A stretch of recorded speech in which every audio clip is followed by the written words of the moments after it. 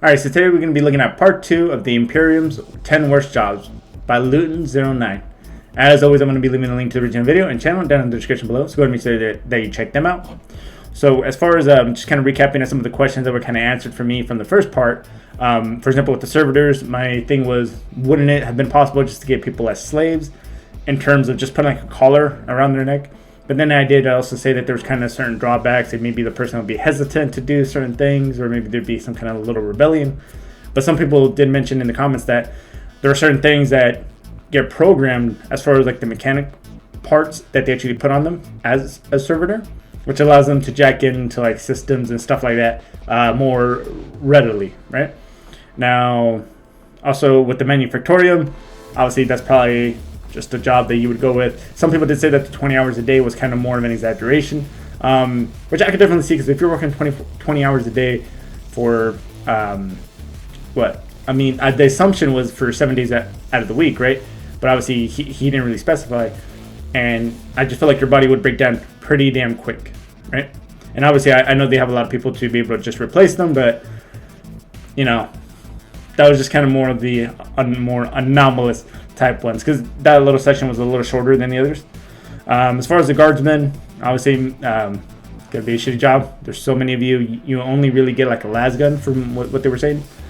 Operation Human Meat Shield, essentially. The administratum, people did mention that it was kind of also slave-like, but they're still like fully human. They're working. They can still move for themselves, unlike the servitors, but they're more or less tied to the actual desk, the ultimate desk job, from what I was getting. As far as the psychers, they did mention that for the ones that were sanctioned, you can still live your life, but you're going to be heavily monitored, and any little slip up could cause you, I guess, to be unsanctioned and just be used as a battery for the Emperor. So my thing was always that I thought psychers would have a good gig, because, you know, technically have superpowers, right? But obviously people said that probably one of the worst things to actually happen to you if you are a psyker. But I'm still under the administratum and servitor being kind of the worst one so far. But we'll see in this next 5. So without further ado, let's go ahead and get to the actual video. But before we do, don't forget to like, subscribe. It really does help me out a lot. Hit that notification bell so you get notified every time I do upload. Let's go ahead and see part 2 of the Imperium's 10 Worst Jobs. An unpleasant but perhaps at least highly appreciated task to carry out in your service for the Imperium is that of refueling a starship warp drive. And this has scant documentation on who specifically carries out this role, but it is described as being similar to a funeral procession. Those chosen to carry out the task will begin by leaving an airlock to cross the service deck of a ship, wearing robes of grey metallic thread connected up with valves of long cabling, all wearing thick lead gloves as they carry their heavy metal caskets upon their shoulders. The service staff's eyes, nose and mouth will be similarly fitted with these connective valves, the unknown material they carry within these caskets evidently being extremely hazardous, for as these individuals cross to their objective, their flesh, skin will slowly cook and be burned away. This process being described by tech priests as the most perilous operation a vessel could undertake, barring actual combat. As the procession of staff would approach the warp drive central column, the casket carriers would become even further physically damaged and even start to disintegrate, but being driven perhaps by the chemicals and gases being infused into them as pain suppressors and some chemical concoctions to enable them to carry out such a task, they lumber forward. But the closer the carriers come to the drive itself, the more they begin to stagger and their metallic robes deteriorate. Their infused chemicals keeping them barely standing as their bodies begin to quite literally fall apart, chunks of flesh and matter falling from their person as they push on to deliver their fuel to the drive.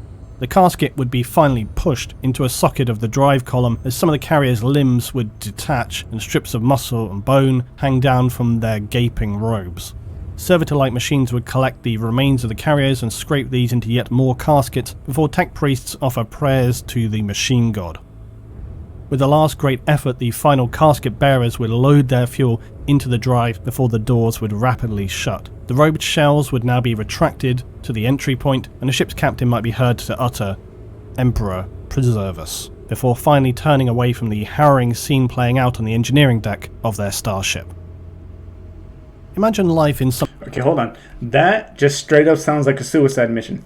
I don't even think that's a job. I think that's just whoever picks the shortest straw is going to be doing that job. And in that case, I mean, honestly, I do understand there's so many people, millions if not billions, right? Or trillions, right? They can always replace them. But I mean, could they use a robot maybe to go in there? Because essentially, you're dying whether you're doing that or not. So it's like a one-time gig. And just the way he was describing it, like your flesh is you're essentially being cooked, right? And I think it did mention some concoction, some pain reliever type things that allow you to be able to push through it and continue forward. But he said that you do start to lumber, I think his word was. And then eventually, you die. And then the server just come in and scrape you up. I mean, in that case, could a server do it? I mean, that could be one of the worst jobs as well, like maybe in the top 3. But I feel like if you're doing that, most likely it's against your will. But it's going to be going straight into death, right? So I guess, like, in a weird sense, you don't really have to suffer anymore. But it seems like it's going to be a slow, painful process, nonetheless. So I would say that's maybe in the top 3 for me right now. Something like the 13th century, essentially the Middle Ages, where anything like 90% of the population spend all of their time every day working the land. This is life on a feudal world. There are a few citizens with specific jobs working stone and metals, but your average person's life is doomed to endless hard labour. This physically destroying job is carried out from dawn to dusk, year-round, with the populace likely surviving on a meagre supply of its own productivity. A high mortality rate of disease and infection, industrial accidents with primitive machinery or domestic complications like no medicine to prevent women from dying in childbirth. This all in and of itself sounds hard enough of a life, but imagine, if you will, the job of a feudal gong farmer. Now, what is this scintillating job? Well, it's collecting the mess of medieval latrines and cesspits, bringing it manually outside of a city or a town to be used as fertilizer for farming. You do get the privilege of searching through the waste if you choose to find any valuables, and by the way, you also have to work only during the night. And here's hoping you don't pass out from the fumes you're inhaling and potentially drown in the stuff you're having to rake out every night. And for those on a feudal world, to top it off, an Imperial administrator will be watching from an orbital platform, and that's about all the defenses your planet has. So let's hope no blood-crazed orcs, hungry tyrannids, or immoral demons come wandering by. If you thought working I guess, obviously that part was pretty short, and it just that's horrible. Like, endless stress. Like, you imagine depression setting in for people like in that situation.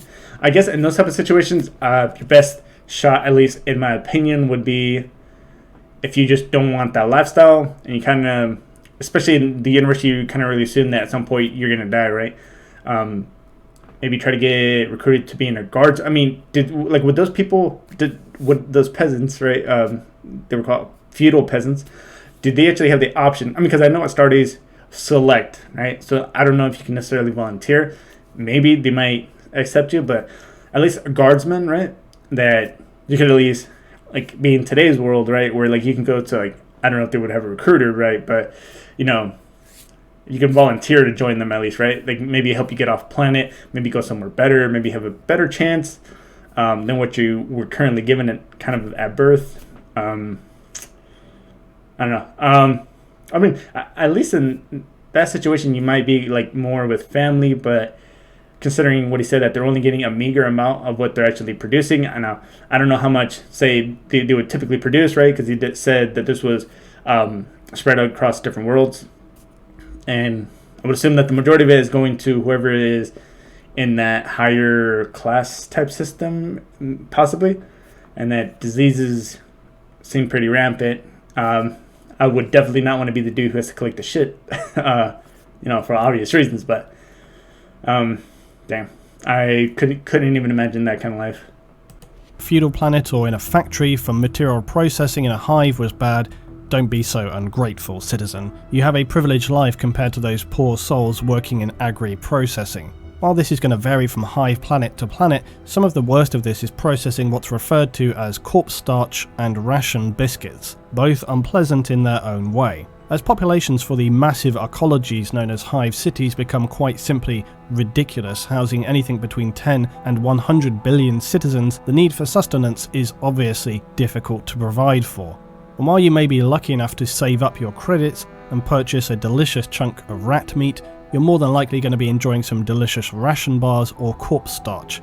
But how do workers produce such luxuries? Well, ration bars are best described as horribly greasy, generally unpopular, shockingly, and are biscuit bars to feed workers, serfs, and military forces. They're manufactured by harvesting bio-rich matter from ocean planets and worlds with seas, which then provides a protein-rich gruel. This, though, would be not enough to provide for the billions of citizens, so it must be instead fed to larvae of the Orochian bile fly. And when these larvae reach an optimal stage in their life cycle, when they're plump enough, the larvae are going to be pulped by workers and compressed down into the hard-to-stomach biscuit ration bars. The agri-workers doing this process will work in huge air-sealed pens that produce these plump fat larvae. If you're working in one of these places, then things are not going to be going well for you, and you're probably quite low down in your hive city as the stench and endless droning vibrations and material mechanical sounds of the bile flies is not one that many would choose to live with. Still though, it could be worse. You could be producing corpse starch, which is about as appealing as it sounds. This material is bland, filling, and relatively nutritious because it's basically reconstituted biomatter mixed with animals, plants, discarded organics, and of course rumoured to include human corpses as well. While this is undoubtedly frowned upon by various administrative departments of the Imperium, it's one of those things that a planetary governor is going to either sweep under the rug, play down, or full-on cover up. It's never out and out a disclosed ingredient, but highly suspected that one way the population are able to be adequately fed is the mechanical reclamation of human biomatter, albeit then diluted by various other organic materials. It's like so many things in the Imperium, on the borderline of being acceptable. And when faced with limited options for feeding your population, the alternative being violent food riots, then it becomes a necessary evil. Pity though the workers who have to work in the stinking immoral environment. I mean, obviously I'm not an expert in it, but say for example we were saying, right, that sometimes it might include like human matter that doesn't eating human I mean, I could be completely wrong, just sound really stupid right now, but isn't eating human flesh, doesn't that give you like, doesn't that mess with your brain, right? Like as far as like I don't know, maybe like driving you like a little bit mentally unstable or things of that nature. I mean, that's, I don't remember where I've heard that, but it seems something like that. But you know, in any case, environment where you must process endless stinking vats of biomatter, perhaps seeing some things that are going to be difficult to forget as you catch your eager 4 hours of rest before getting back into the production line. 4 hours of rest, okay, so really going back to that 20 hours of actual just work. Great thought. That just reminded me. Depending on the planet, right? Wouldn't it mean that the time of a year, for example, right, would be different than what it would be on Terra? For example, you know, they would be the whole 24 hours. But isn't it the farther you get away from the sun, that eventually the actual time it takes for a day to pass ends up being completely different? So 20 hours and then the 4 hours of rest, I always said, might not be the full day. That was interesting. I just thought of that right now. In any case, so that job mainly really seemed to focus on more of just what you would see and what you would be doing. And obviously he really hinted at, well, not hinted, but he really drove down like the whole stench aspect, right? So it seems like it'd be a lot more visually and mentally kind of scarring, right? As far as like, what do you call them? Just working in those vets. So, Adversary Assassin. This dude, this figure, I've seen him a couple times already, scares the shit out of me, just the way he looks. Now I am yet to cover the assassins of the Imperium, but one aspect in being selected to work as an Imperial assassin is their pre-training. Now as with most Imperial roles, it's quite unpleasant.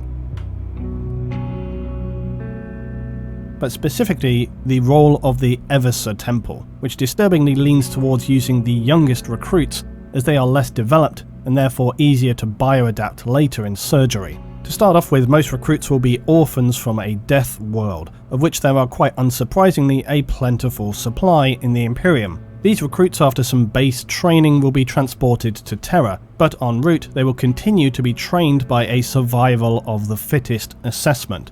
These very young recruits will engage in what can best be described as an ongoing battle royale of wills, initiative and resolve. Recruits are required to survive on minimal food, even minimal oxygen, for days on end, as well as continual forced fighting between themselves. This could be armed, unarmed, in near total darkness, or distracting aural and lighting conditions. Heat, cold, varying levels of gravity from the thin to the severe all will be factors in their assessment. When they eventually reach Terra, there could be anything below 1/10 of the original number of recruits who have survived this harrowing ordeal. Or perhaps... Okay, so I think I mentioned it in a video a little bit way back when, as far as like pitting people in a situation, I mean, because obviously they're trying to get the strongest ones and the whole survival of the fittest, just like he said. Now, there was this thing where it said, I mean, and somebody commented on it too when I said it, was that you would bring up a whole bunch of people and you would tell them, hey, only one of you is going to walk out of here. So then there's multiple groups of this. So once that happens, then they take the people who survived and then they would group them up together in more groups. So every single one of them was a winner of the previous group, and then have it happen again. But I mean, obviously, it doesn't seem like they're doing that continuously. It seems like they were just doing it until they get at least that one in the whole battle royale type scenario. And then it seems like maybe it would stop there, because I would assume that they're not trying to kill everybody just to get one person. Like you said, there's going to be at least 1/10 of them. You can imagine now throwing in minimal food, probably most likely minimal water, and low oxygen. Changing, fucking with the gravity. That's intense. And this, like he said, this is the pre-training, right? Not at all if their assessors deem them unsatisfactory to requirements. The recruits, though, will then be organised by the temple they are best suited for. Eversor assassin recruits face, though, the further horror of being now forcibly bioengineered. These youngest recruits, who are essentially children, will be turned through this process into unstoppable drug-fueled killing machines. To achieve this, the Medicus adepts will use a range of genetic adaptation, endoskeletal restructuring, bionic implants, and infusions of chemicals to turn the previously human youth into a nightmarish weapon that can barely be controlled by its own leaders. Their cerebral cortex will also be enhanced and the brain fitted with Lobo chips. These will amplify the assassin's state of mind to either raging hate, pure determination, or extreme fanatical drive for the love of the Imperium at any cost. This whole process is unpleasant and far from risk-free. Many subjects will die of massive multi-organ collapse as their bodies struggle to handle the severe restructuring. And this is not to mention the inevitable side effects from being turned into a bioenhanced, drug-fueled, borderline if not psychotic killing machine. Past this point, the assassin will continually attempt to balance the complex cocktail of chemicals that's fueling and simultaneously poisoning their system. Finally, at the end of all this, the assassin will be placed in cryosuspension, their bodies so drug-fueled and their own mindset so completely unstable that it's easier than keeping them actively conscious. Before a mission, they're going to be placed into a drop pod and then fired down to achieve their task. Becoming an Eversor assassin is likely one of the worst jobs in the Imperium, as your life is nothing but soul-destroying pain and servitude to be stripped of everything you were and used as an indiscriminate weapon of the Imperium. Now, Penal Legions... At that point, then, are they even human anymore? I mean, because it seems like everything now is just immediately controlled by those drugs. And they even did say that there's kind of a time where they wouldn't even be able to control them sometimes, right? And these drugs, these cocktails, as he was referring them to, are they consistently just being pumped into them, right? And I could see... Okay, right now, I'm going to say take out the Administratum. I'm going to say servitors and the assassins are probably now the top two. What was it? Overseer assassin? Eversor assassin. Right? Alright, so I'm going to say those two are probably now my top two as far as the probably the worst jobs to have, because in one case, it does seem like for the assassin, right? You at least have movement, right? And I don't know if you're 100% still conscious. Like they said that you might be as a servitor, but with the servitor, you not really are in control of anything. I don't know how true that is for the actual assassins as well. I also don't even know if during the whole process on both, I would assume it wouldn't be, but like the actual process of transforming them into what they're going to become, I highly doubt there's any like was it the shit that makes them numb so you don't feel any pain, an anesthetic or fucking essentially, are they going to feel pain, or if they have to go through it without any things that numb it for them, which obviously I'm going to assume that they don't. Are the dregs of Imperial society, so you can imagine these are some less than capable individuals. These are usually members of the Imperial Guard and PDF who have perhaps not been executed on the spot for their crimes and instead commuted to a life sentence in the loosest definition of the word. However, a penal legion can be easily made up of murderers, maniacs, thieves, in general criminal elements of society, or just those who were far too incompetent in their duties and have been sentenced to play some more mildly useful role for the Imperium. These legions, though, unfortunately, are basically the waste dump of human society and are forced to wear explosive slave collars that are more about turning the troops into human bombs than a disciplinary incentive. They march in a shambolic way towards their goal, or perhaps run if they're crazed, and then perhaps to just encourage those around them with whatever they're meant to be doing. Maybe a few of them will be blown up and detonated here and there. But is this the job we're talking about? Well, no. In fact, what we're actually sparing a thought toward are those tasked with maintaining control over these plebs. Penal Legion overseers essentially have the unfortunate task of herding a bunch of shambolic, potentially murderous and psychopathic cats. Some of the Penal Legion will relish their role and accept their death running headlong into the enemy, but others may fall into mental ruin, just falling to the floor crying, unable to move. Others may try to run away or simply just lash out and kill those standing around them. As frustratingly soul-destroying as such a task is, those commanding a Penal Legion are usually well versed in dealing out punishment, cruelty and incentives to their force, and will lay down brutal levels of discipline. Despite this, also real quick, I would also say that for the overseers, right? I mean, I don't know how many there are, but I'm pretty sure that the actual legion of these people would outnumber them. So even though they know that they'll probably die if they do anything, right? Because of these explosive collars. There's two things that just kind of struck me as some of them might just see it as a quick way out, right? Boom, instant death. Probably not going to be going through too much before that. Maybe getting like hit, maybe thrown around a little bit, but for the most part, it would be like a quick death, right? If that is what you were looking for in that situation. Or two, maybe some of them might not even care if they are going to die, right? But they just want to beat the shit out of the overseers, right? Just to get like one little final FU, right? So those two kind of things just kind of struck me right now. So I'd be very cautious because I don't even know. I mean, I would assume, right? It would be like maybe one overseer for like maybe 100 people, 1,000 of them, and it's like you pretty much got to be watching your back at all times. So I can definitely see how this would be a shitty job. This professionalism, though, it's still likely one of the most frustrating roles to have to command in, with a force who are potentially just as happy killing each other and themselves as they are the enemy. So now to finish, I'm going to have to break your... So yeah, I can definitely see you're essentially kind of like a warden, it seems to me, right? Except in this situation, there's way more, right? So far, these are kind of the first ones. Unknown Horrors, I don't know if it's going to get into a little bit more, but Servitors and the Assassins one, still probably the worst one. Because the Assassin one, we didn't even know what the pre-trials were. We heard the pre-trials.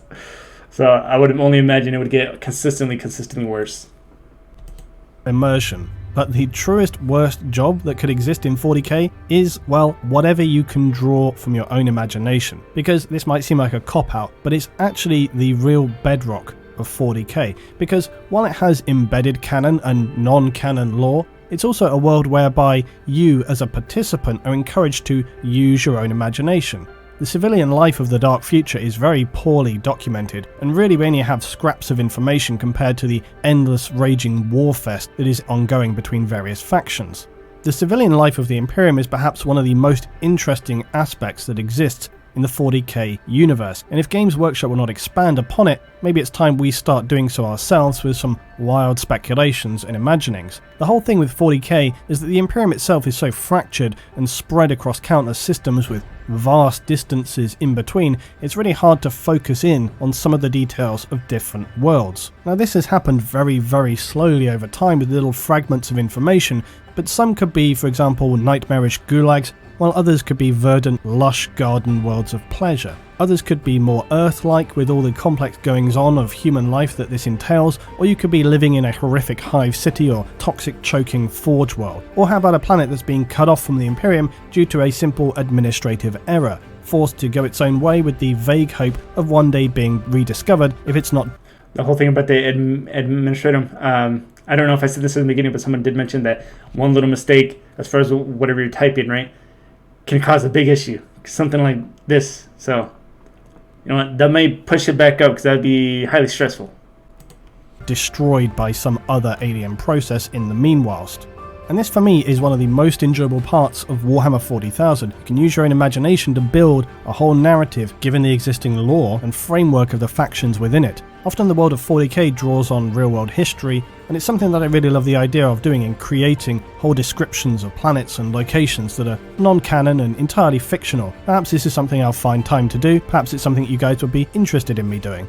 In the meanwhile, worst jobs canon or not, tell me down below what's the worst thing you can come up with. I'm probably going to regret asking that, but let's see. As always guys, thanks for watching and thank you for your support. I'll see you in the next one. Alright, so let's go ahead and talk about that for a minute. Now when you mentioned that there's not necessarily a whole lot of information on the actual civilians, because obviously, I mean, for me personally as well, I like to see a lot of the more action, right, and those type of aspects. But I mean, it really, I mean, I understand there's decades worth of lore and story. But as far as the, just kind of like a thing that also popped in my head, as far as the, say for example, Astartes film, right, that was the 5-part series that eventually people said that Games Workshop actually made a canon. For example, some things for like civilian life, if Games Workshop isn't about really expanding far in that, would it be possible for like maybe say people who know quite a bit about the lore to start writing maybe their own stories, maybe send it to Game Workshop or say, hey, what do you guys think about this, right? And then if they like it, cool, we'll make it canon. If not, hey, fix this, fix that, you know, this doesn't make sense here. So that way, even the fans can start to like really be able to fill in the gaps, so to speak.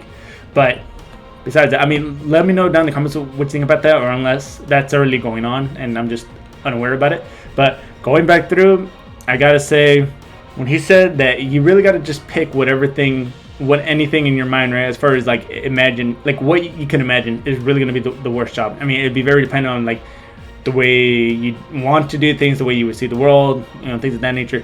I honestly believe the assassin or servitor, there's just something about, I mean, obviously in the assassin he didn't go into it, and I mentioned it during the video. I don't know how fully cognitive you are or conscious, right, but I'm going to go ahead and say servitor would probably be the worst one, in my opinion. Obviously, let me know down in the comments below what you think. Just because I would hate to be in a comatose-like state where I have no control over my body, but I might still be fully conscious, and I'm just kind of at the whim of whatever people have me doing. As an assassin, you know, it'd be hard just to get to the actual start of the training. But they also said when you start going through those augmentations, right, and mutations, that there's always a chance that a lot of them are going to die. So I feel like, hey, at least at that point, you don't really have to worry about it. And then also one of the things that I heard while I was in the military is that there was a story going around, and I think someone also made it into a meme, that there was an EOD guy, and somebody asked him, hey, how do you go about taking care of like an explosive, right, like disarmament and all that. And because you would assume that would be a pretty high stressful job, because you never know, bam, it blows up in your face. And the guy says, well, when I think about it, I'm either right, or in a second or two, it's no longer my problem, right? So that was kind of what I felt like with that. So if you die during the actual process of becoming an assassin, hey, at least you don't have to worry about it anymore. But servitor, I didn't necessarily hear too many. I mean, I would assume people would die during the process of becoming one, but I didn't hear anything about that. But I don't know, just the feeling of being helpless physically and just still being alive. And I don't even know how long. I mean, someone did mention that they would also have like less requirements for food, water, all that stuff. So I would assume you would also live a lot longer. So just that long, depressing state is what would be to me as the worst job in the Imperium. But let me know down in the comments what y'all think. And that's going to go ahead and do it for this video. Don't forget to like, subscribe, it does help me a lot. Hit that dislike button if you didn't like it. It really does help me improve the channel. And leave me a little comment so I kind of know what it was. Lip smacking, hair getting crazy, the fact that this doesn't connect. In any case, I'll see you all in the next video.